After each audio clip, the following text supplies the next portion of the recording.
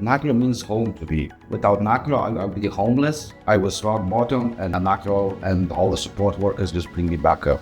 Hello, my name is Valdas, and I live with Nacro supporting housing or payouts. Before Nacro, I have faced a lot of challenges in my life. I am recovering alcoholic. That was a big problem. Alcoholism led me to a prison sentence. I don't have any friends or family around me here, so Nacro means so they support me in any needs I need, especially on the housing side. They give me a roof above my head. I don't need to spend rainy days outside.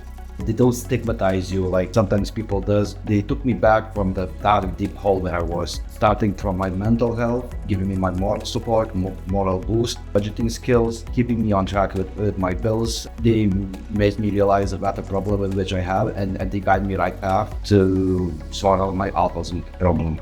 Without Nacro support, option one, it would be like I would be 6 feet under. Option two, I would be still in prison. I'm more than happy to helping out with people who still are in the same shoes with which I was. I'm very proud of being a part of Nacro group.